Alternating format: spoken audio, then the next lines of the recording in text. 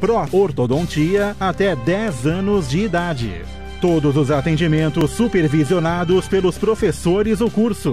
Agende sua consulta pelo telefone 3202-7154 ou pelo e-mail recepcalodonto@unisanta.br.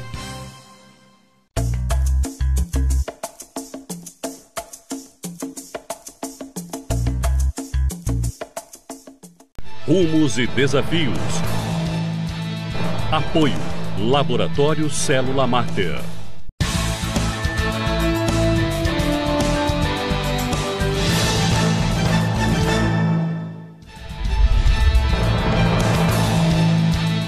Boa noite. Começa agora mais um Rumos e Desafios Eleições 2022. Nesse programa, vamos falar sobre os desafios, claro, das eleições majoritárias, mas vamos traçar também um panorama sobre a maior cidade da Baixada Santista e a importância da representatividade de pessoas da nossa região na Lesp, na Câmara Federal e no Senado. Me ajuda a fazer esta edição o jornalista José Augusto. Zé, obrigada mais uma vez pela participação. Eu que agradeço. Boa noite, Nathalie. Boa noite a todos. Boa noite, prefeito. E o nosso convidado, mais que especial, é o prefeito da cidade de Santos, a maior cidade da Baixada Santista, Rogério Santos.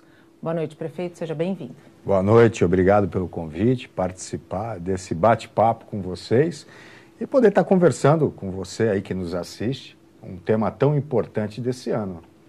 Prefeito, antes de ser chefe, né, do Executivo, posso chamá-lo de você? Sim, sim. Você já estava na Prefeitura, no governo anterior, como secretário do ex-prefeito Paulo Alexandre. É muito diferente, prefeito? É diferente. Como secretário de governo, a gente viveu intensamente várias situações de todas as secretarias. Mas é o prefeito, na condição de prefeito, o drama maior da decisão, de decisões difíceis. E, Nathalie, eu sempre falo, a decisão mais difícil da minha vida foi justamente uma decisão enquanto prefeito, a decisão do lockdown. Foi a decisão mais difícil e dolorida que eu já tive da minha vida. Você se arrepende do lockdown? De jeito nenhum. Eu gostaria de ter achado a equação impossível, onde se salvassem vidas e mantivessem os empregos, né? Isso foi a dor. Saber que a gente estava preservando vidas, resguardando bem maior, mas sabia também que isso geraria desemprego, fechamento de comércios, mas foi necessário, era o drama daquele momento. A gente tem que lembrar que pessoas no Brasil e no mundo morriam por falta de oxigênio, Sim. Morriam por falta de medicação. As pessoas eram mandadas de volta para casa para morrer em casa. E graças a Deus aqui na Baixada Santista, na cidade de Santos, isso não aconteceu. Qual foi o fator determinante para que você tomasse a decisão pelo lockdown? A partir do momento que os hospitais privados de Santos já não tinham vagas e pediam para a prefeitura empréstimo de oxigênio, de medicamentos. Ali a gente chegou num limite de 96% de ocupação de UTI, sem possibilidade de ampliar. Porque não tinha. O Brasil, passava por uma falta de oxigênio, de medicamentos, de insumos. Eu lembro que eu passei sábado e domingo, vários sábados e domingos, liguei para o presidente da Fiesp naquele momento, para conseguir os tubos, né, os cilindros de oxigênio, ligava para as indústrias, tentava buscar a compra de usinas de oxigênio. Foi uma loucura, né? Foram momentos muito, muito tristes, né? E de muita angústia. Sem contar que servidores da prefeitura, gente muito querida, acabou, infelizmente, não vencendo a guerra contra a Covid-19, né, prefeito? Muita gente da nossa família, amigos, mais de 0,5% da população santista faleceu nesses 2 anos por conta do Covid. É um número muito expressivo, muito triste, mas mais que um número. São pessoas, são famílias, são recordações, e isso dá uma carga muito pesada, né, para um gestor público, principalmente para um prefeito, que lida com essas demandas e as suas decisões impactam de maneira muito forte. A gente ouve as pessoas, mas a hora da decisão, você está ali solitário. Prefeito, muitos especialistas dizem que um dos grandes impactos da pandemia foi na educação.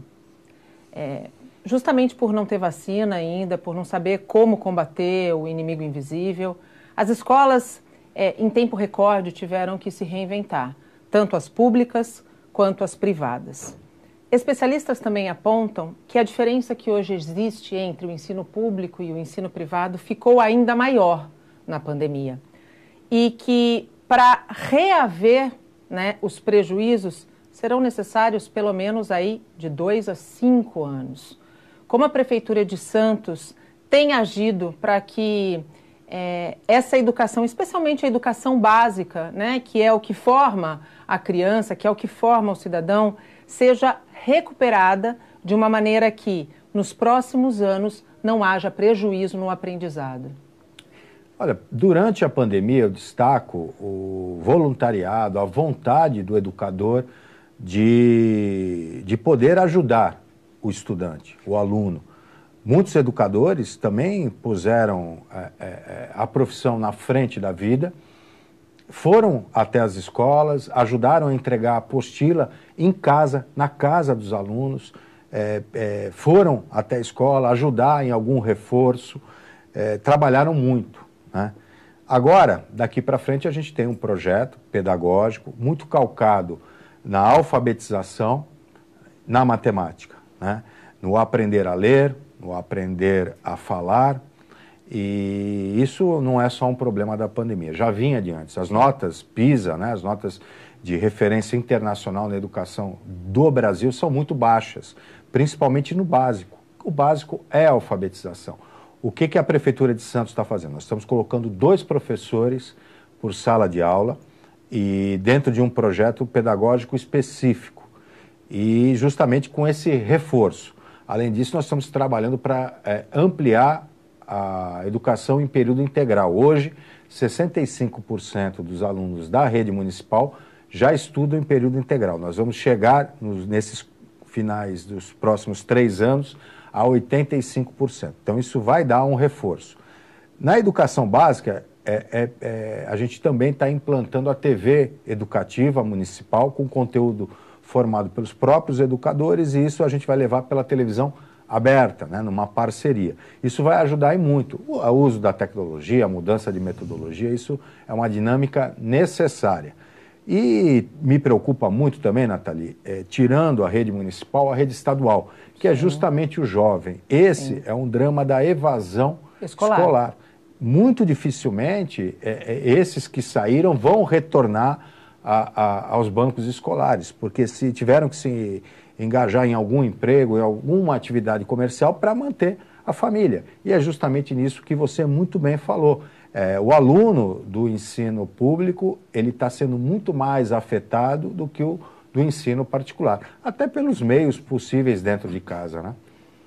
Do ponto de vista de todas essas ações da Prefeitura, isso inclui a educação inclusiva também, prefeito? Porque a gente tem um desafio muito grande quando a gente fala, por exemplo, dos mediadores em sala de aula. E a gente sabe, né, que não é excluindo do convívio, mas incluindo no convívio social, que a gente tem condição de fazer com que aquele aluno que tem algum tipo de deficiência possa, de fato, se desenvolver em todas as suas potencialidades. E a educação em Santos, ela é exemplo. Eu tenho muitos amigos que têm filhos com algum tipo de deficiência e que tiraram de escola particular para o ensino público, porque o ensino público tem essa característica. Os mediadores é um projeto que a Prefeitura vem ampliando, fora a parceria com as entidades. A gente fala de APAE, por exemplo, e que é algo fantástico, né? Quem tem a oportunidade de ter um filho nessas instituições, né, vê a diferença do ensino. A Prefeitura também investiu, junto, inclusive, com a Universidade de Santa Cecília, a clínica escola para autistas, que é uma referência também nacional, só tinha no Rio de Janeiro, e agora Santos também sai de maneira inédita no estado de São Paulo. Então, é fundamental, educação inclusiva, é um mundo inclusivo, as políticas públicas da prefeitura ser pensadas nesse são sentido. sempre pensadas. Temos uma coordenadoria específica, não só na questão da educação, mas do lazer, do turismo, da cultura, enfim, todos os segmentos a gente tem essa parte da inclusão. E é justamente, você sabe que eu gosto muito de bater na tecla da educação, né, Zé? Eu sei disso. E é justamente a educação de qualidade que vai permitir a formação de um cidadão mais consciente, especialmente quando a gente fala da escolha nas urnas, né? É o que faz a diferença, né? Eu acho que toda a base, o que cria o ser humano, é a família e a educação que é dado. E o que o Rogério disse é verdade. Nós temos uma coordenadoria, né, que cuida especificamente disso, porque quando a gente fala de deficiência, a gente não está falando só do autista ou do Down, estamos falando do muletante, do cadeirante, do cego. O Departamento de Cidadania, através da coordenadoria do deficiente, ele tem uma visão muito clínica e uma visão muito apurada para fazer essa inclusão. Não separar, olha, vou cuidar separadamente, mas incluir na sociedade como igual, que é o que a gente busca, né? Essa igualdade. Criar ser humanos, desenvolver ser humanos, isso é importante. Equidade, né? É o equilíbrio na busca pela equidade para que todos possam caminhar lado a lado. A gente faz um rápido intervalo. No próximo bloco, quais são as expectativas do prefeito de Santos para as eleições 2022? Não saia daí, até já.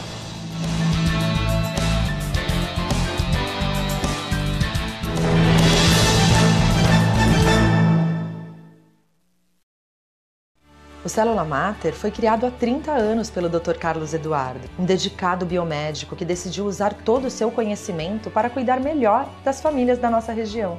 Ao longo das décadas, o Célula Mater cresceu e conquistou a confiança da população com seu atendimento humanizado, virando referência de qualidade em análises clínicas e de precisão nos resultados de exames laboratoriais.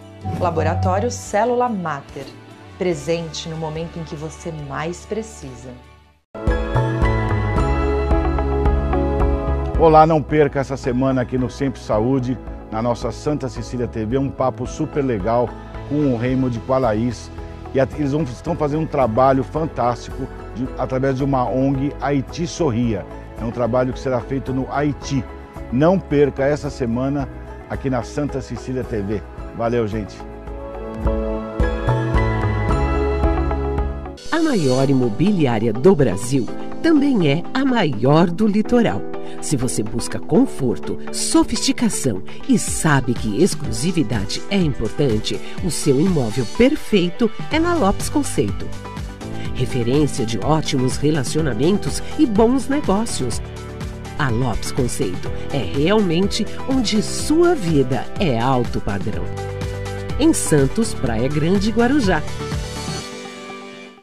Agora é a vez dos alunos do ensino médio mostrarem suas habilidades no futsal masculino. Nonos Jogos Escolares da Unisanta, dias 2 e 9 de abril, para alunos de 15, 16 e 17 anos completos dos principais colégios da região. Inscrições até 24 de março. Informações com o professor Leonardo. WhatsApp 13 997 19 4499. Nonos Jogos Escolares da Unisanta. Apoio Andi Futebol. A paixão nos une. Agora, o Santa Portal está de cara nova. O seu portal de notícias favorito traz muito mais informação. Você fica por dentro de tudo o que acontece na Baixada Santista, no Brasil e no mundo. Além de acessar toda a programação da Santa Cecília TV e da 107,7 FM ao vivo. Acesse santaportal.com.br.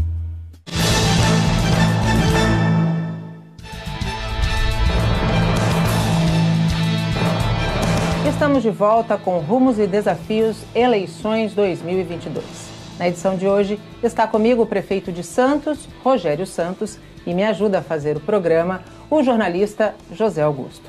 Prefeito, o candidato do PSDB ao governo do estado é o Rodrigo Garcia. Se eleito, o que Rodrigo Garcia ou quais são os problemas que o Rodrigo Garcia, leia-se, governo do Estado de São Paulo, terá que olhar com mais atenção aqui em Santos? Olha, Nathalie, eu acho que, de maneira geral, eu acho que o olhar da política ele tem que ser um olhar diferente. Eu vejo muito um debate em cima de direita, de esquerda, de polarização, quando o grande debate que o mundo coloca, mundo mesmo, é a questão da sustentabilidade. Quando a gente vê uma pandemia, com certeza as mudanças climáticas, elas se apresentam, as desigualdades sociais se acentuam.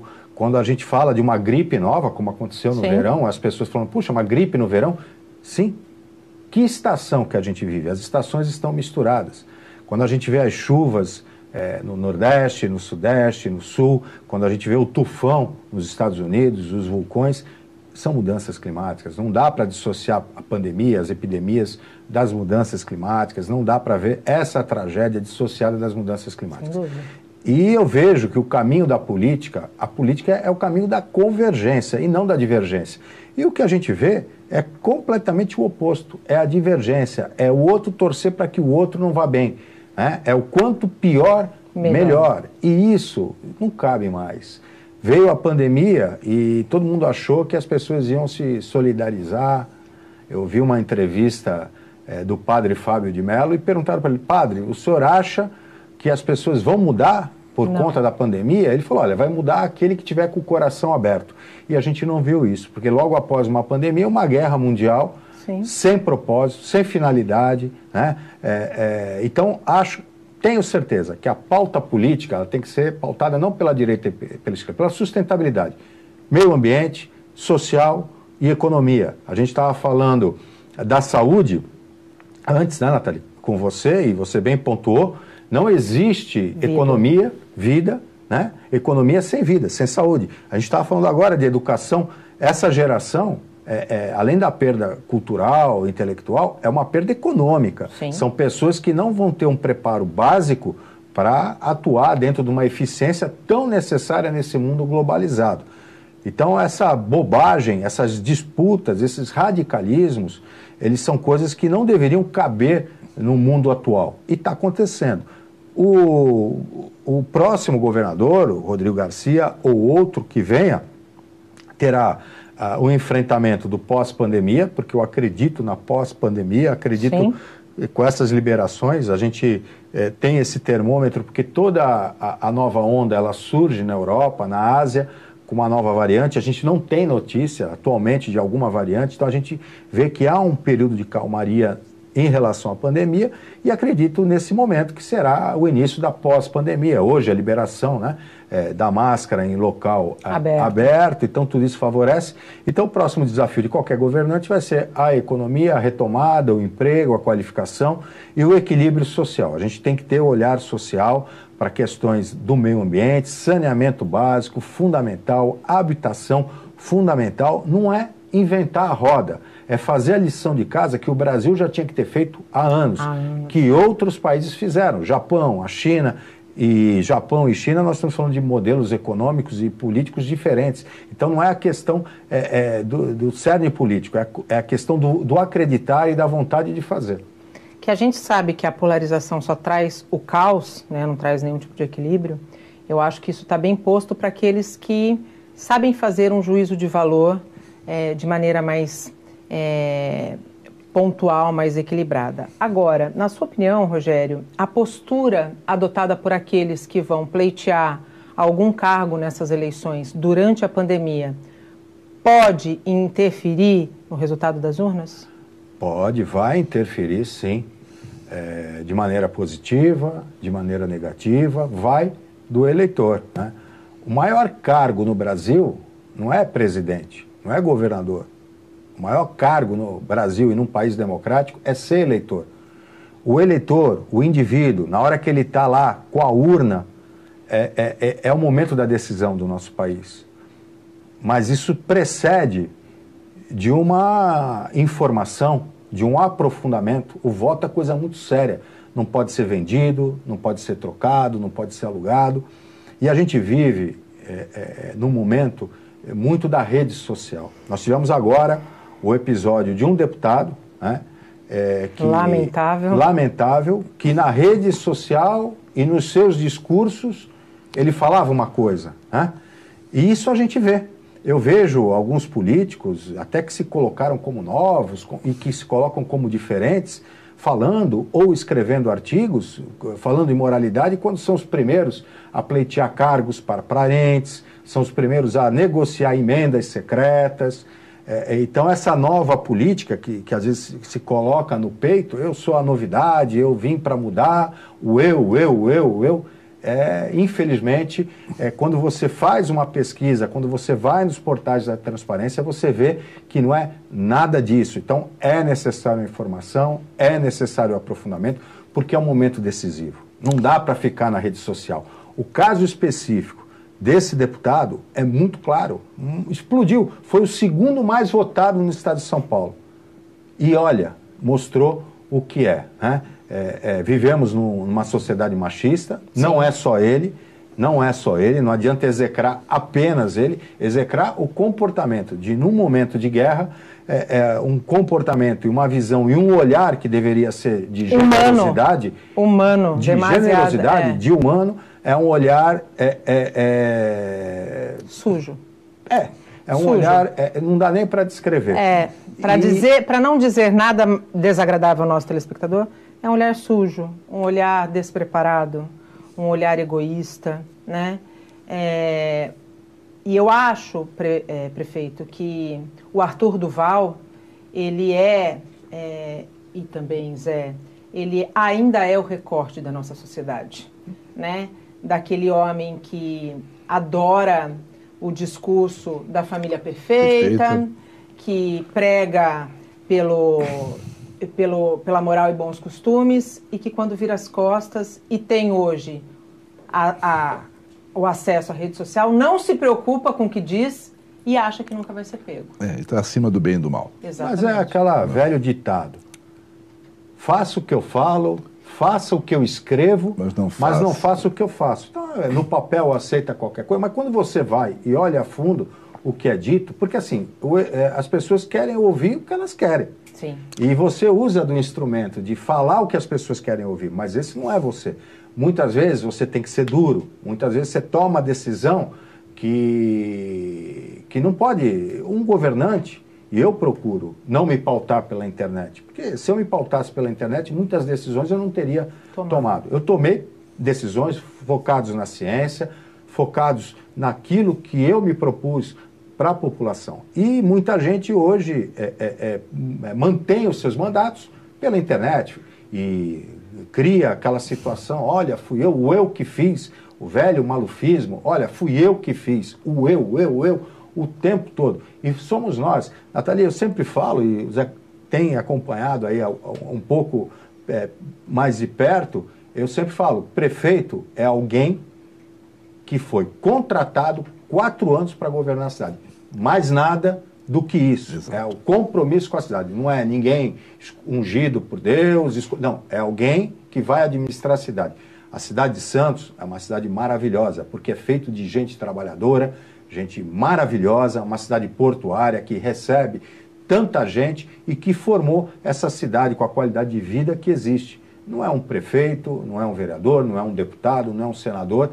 Cada um tem que fazer o seu papel. Então, esse eu, o tempo todo, isso incomoda. E é nessa hora que o eleitor tem que prestar atenção. As últimas eleições foram colocadas como eleições renovadoras, se falava tanto da velha política. Olha, a velha política de Mário Covas, política de Tancredo Neves, de Juscelino Kubitschek, política de Franco Montoro. Olha quanta gente boa na política, Ulisses Guimarães, lógico, cada um com seus defeitos, mas são grandes exemplos. Então não é a velha e a nova política, é a boa política. E a política da internet, a política da ilusão, muito ilusionista, muita gente que é mais especializada em comunicar do que realmente fazer a política, né? E também o papel da sobreposição do que é executivo e do legislativo. Então, é necessário que as pessoas votem não no que a pessoa está falando, mas observa a vida, observa se aquela pessoa está falando com consistência, com datas corretas. Existem os portais da transparência. Muita gente falou e fala, eu sou a renovação. Renovação do quê? Se mantém a mesma velha política. E esse caso é um caso muito específico que veio a público. Mas quantos outros dos Duvals existem por aí? Com certeza, sem dúvida nenhuma. E, Rogério, se não acho que com o fenômeno da internet nós vamos mais uma vez, mais uma eleição, não votarmos a favor de, mas votarmos contra o outro. E isso prejudica demais um país, quando você não vota com convicção, mas vota para que o outro não entre. É o caminho do fracasso. Isso significa que nós estamos num país, não numa nação. Sim. Nação é um sentimento de união cultural, união de interesses. Veja a Ucrânia na guerra. Exato. Veja a Ucrânia na guerra. A Ucrânia é uma nação. Sim. E existem países que são extremamente separatistas, né?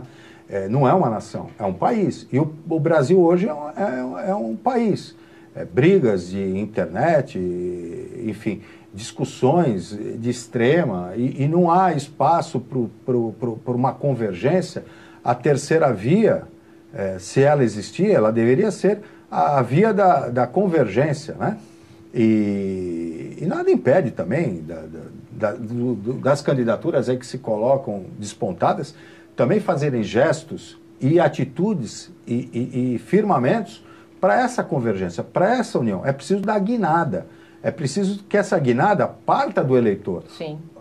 Eu vejo na rede social, hoje mesmo, não estou defendendo, nem dizendo, mas eu vi hoje a live do governador e uma verdadeira guerra. Olha, vota nesse, vota naquele, xinga o governador, xinga o presidente, xinga o futuro, o candidato de tal partido, e ninguém prestando atenção em algo sério, um pronunciamento na área da saúde, da economia. E talvez o pronunciamento mais importante desde que começou a segunda onda e se intensificou a vacinação contra a Covid-19. E ali, o que estava ali, as pessoas participando daquela live, eram eleitores, eram torcedores, porque para mim aquilo não é eleitor, é torcedor. Eleitor é o consciente. Exato. Ninguém é perfeito, não se procura a perfeição nas pessoas. É lógico, a gente procura que as pessoas tenham boas intenções.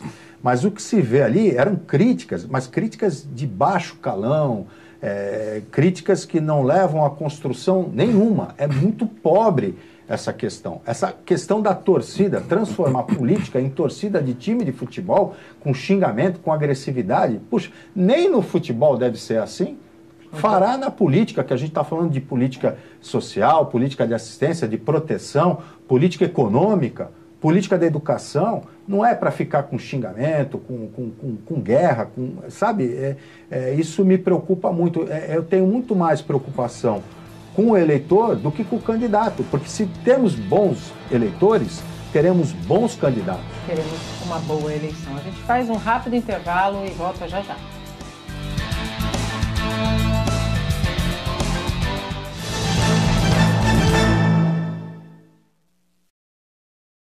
Conhecimento é meu caminho a seguir e eu sei que eu vou conseguir. Santa Cecília eu sou. A melhor estrutura pra me preparar, a tradição pra me acompanhar. Santa Cecília eu sou. Sou bilíngue, eu sou. No esporte estou. Meu colégio é show. Transformar o futuro eu vou. Santa Cecília eu sou. Por isso que eu sou do Santa. Orgulho de ser do Santa. Por isso estudo aqui no Santa. Colégio Santa Cecília. Por isso eu sou do Santa. Orgulho de ser do Santa. Por isso estudo aqui no Santa. Colégio Santa Cecília. Colégio Santa Cecília, da recreação infantil ao ensino médio. Matrículas abertas. A possibilidade de ser o primeiro traz responsabilidade e novidade. Residencial One. Evolução e rapidez na medida certa. Praticidade e tecnologia que unem todas as facilidades do seu dia. Mais de 70% vendido. ritmo de obras acelerados. Estrutura já no quarto pavimento. Todos os cuidados e transparência em cada etapa do empreendimento. Faça uma visita. Santa Cecília Empreendimentos Imobiliários. Você transfere dinheiro pelo digital. Você pede táxi pelo digital. Faz o imposto de renda pelo digital. O Congresso vota pelo digital. Você pede comida, paga e compra tudo pelo digital. A urna eletrônica, no mundo digital, democratizou a democracia. Ela é segura, ela é fácil de usar, ela é inclusiva. A urna eletrônica é o caminho e a democracia é a estrada.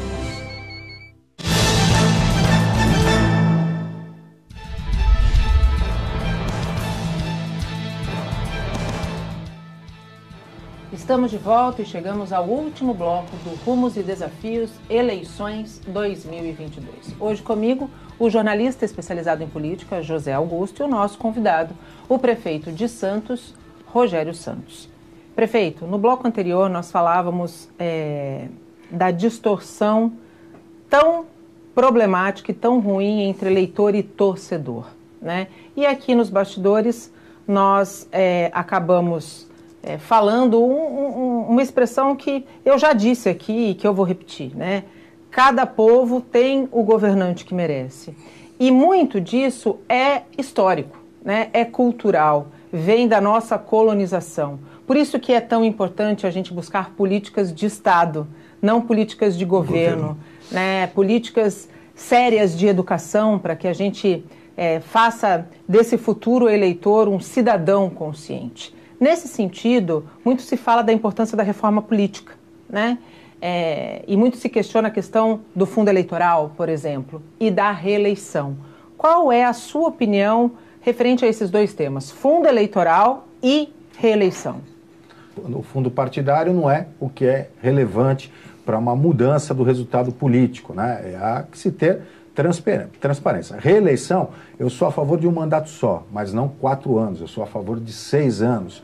Você tem um primeiro ano que, simbolicamente, você vai arar a terra, segundo ano você vai plantar as sementes, o terceiro ano é para que você comece a executar e o quarto ano são as entregas. Mas não é suficiente, porque existe a burocracia, existe a dificuldade financeira, burocrática de se realizar programas e obras. Então é necessário um tempo maior. 6 anos, como gestor público, eu vejo como um tempo muito viável para você entregar aquilo que você se comprometeu.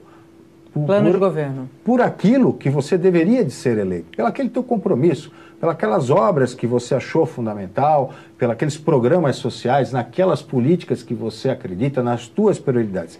E para isso, 6 anos. A burocracia, ela é necessária porque ela traz a impessoalidade, ela traz a transparência, ela traz para que não haja favorecimento, mas ela é um impeditivo da eficiência, porque ela trava. Há uma grande dificuldade para que as coisas aconteçam.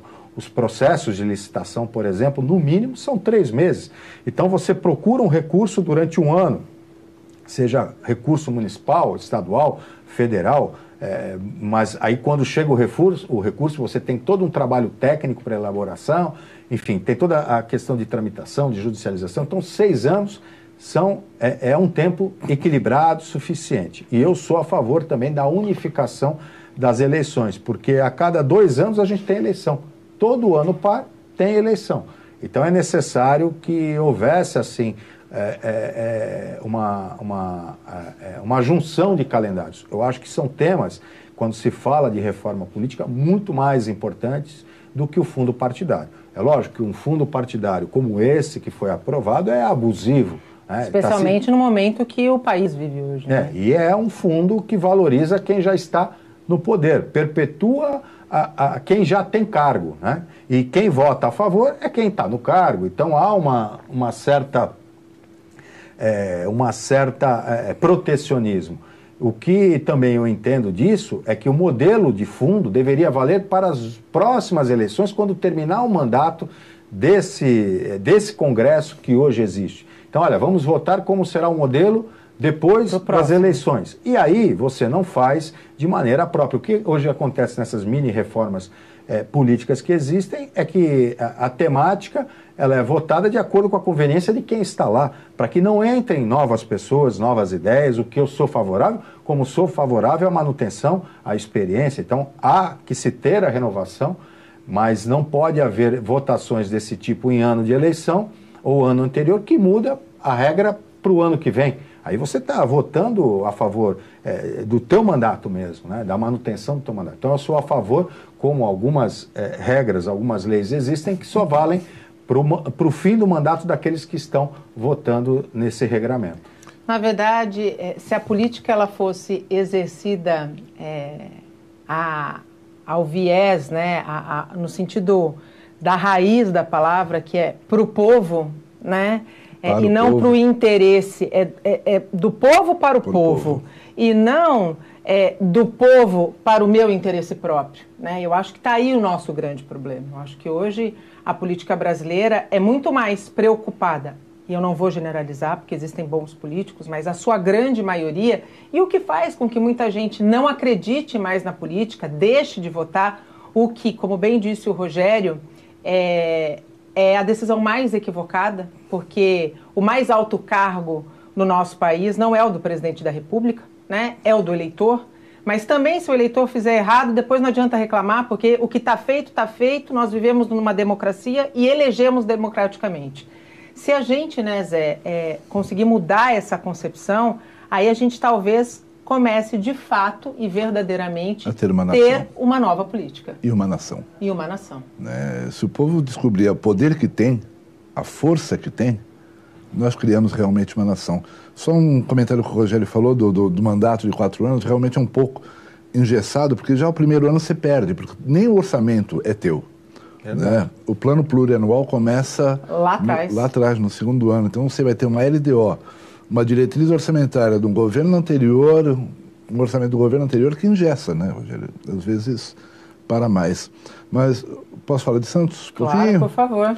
Nós passamos pelo mês da mulher, né, e tivemos algumas políticas, alguns avanços, né, sobre políticas para as mulheres.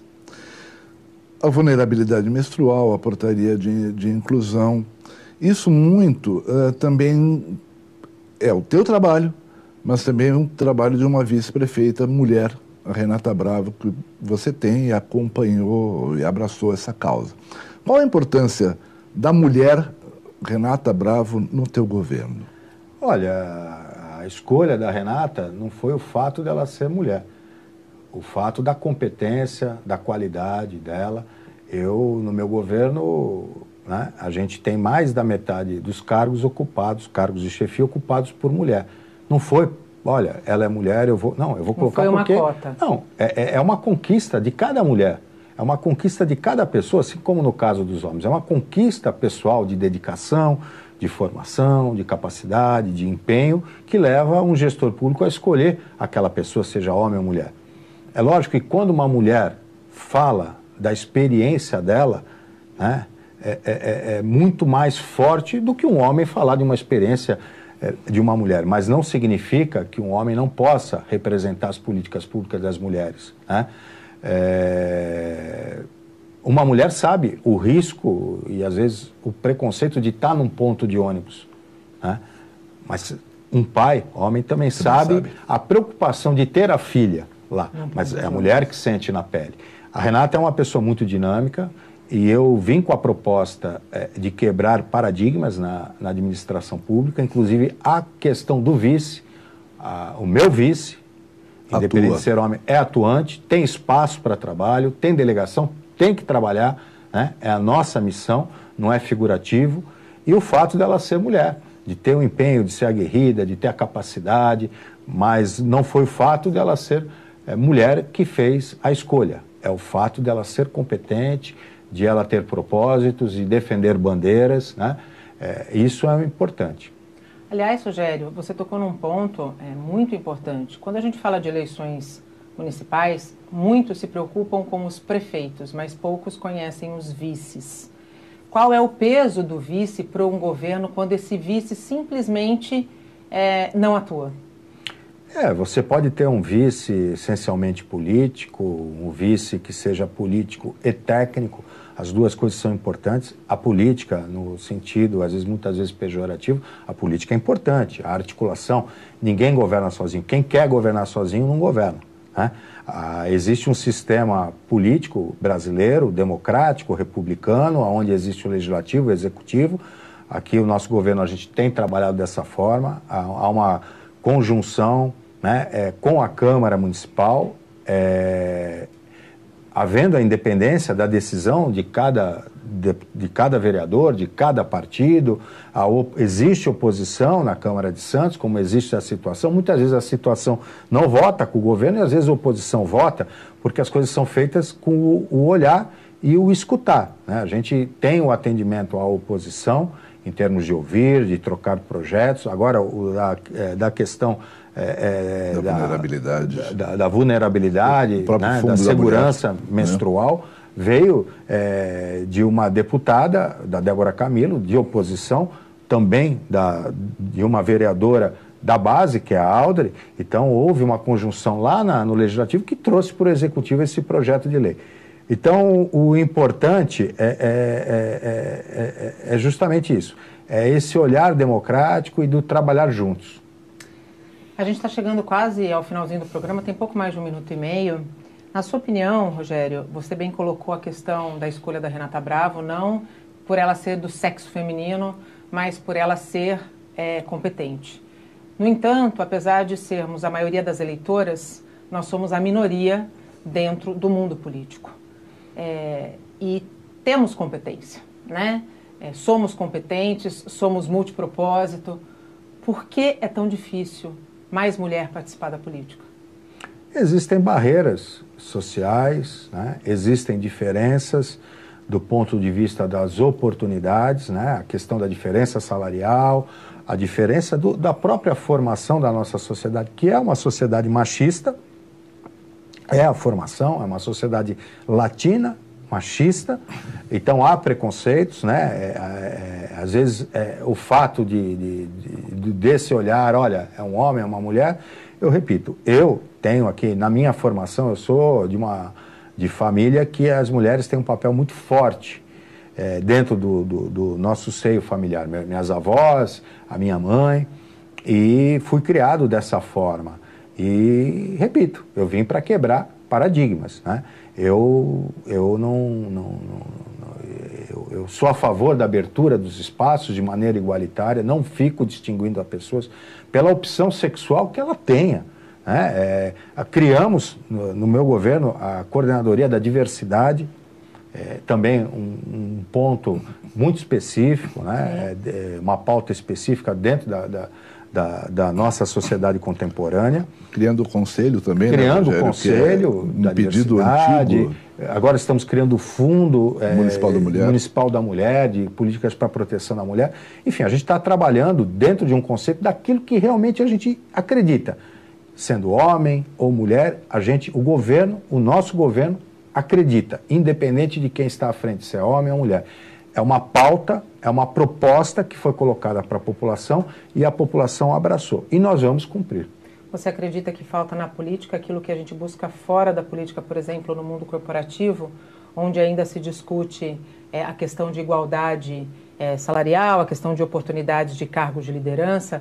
Falta a busca realmente pela equidade também na política?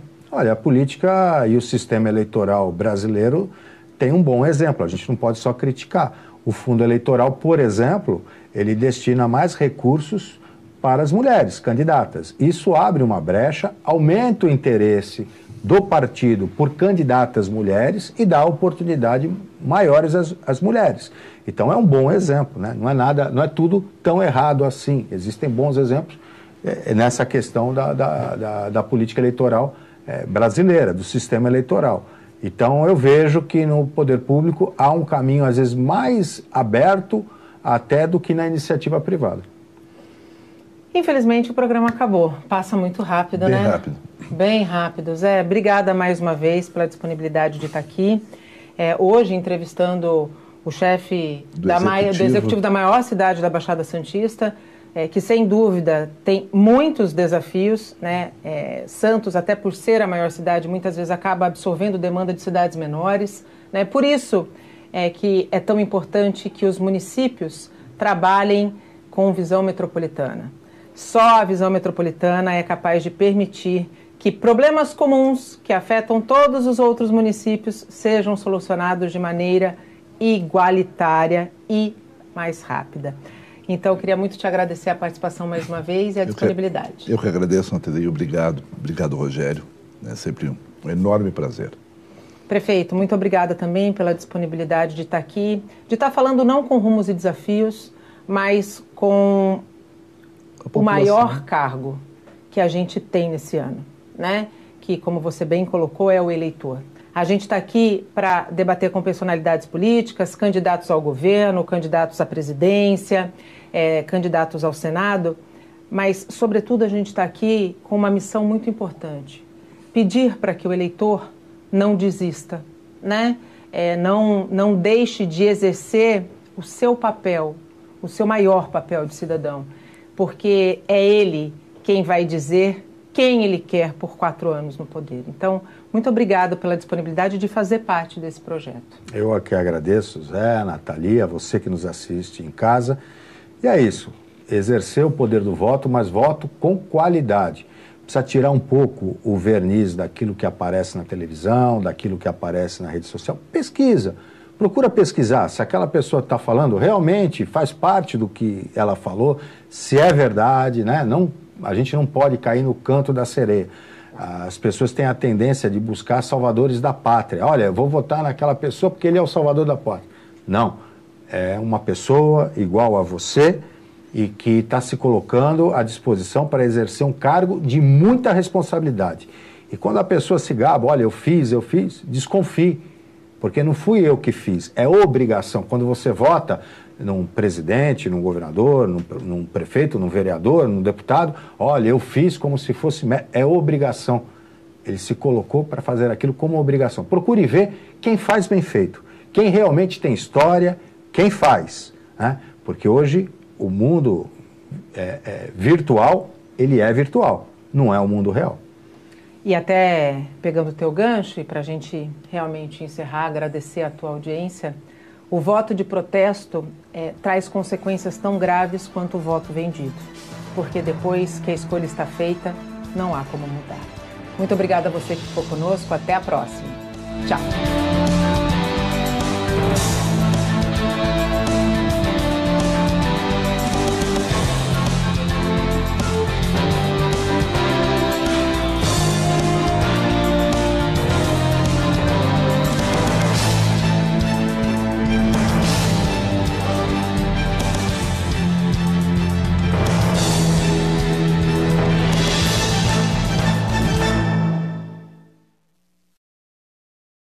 Rumos e desafios.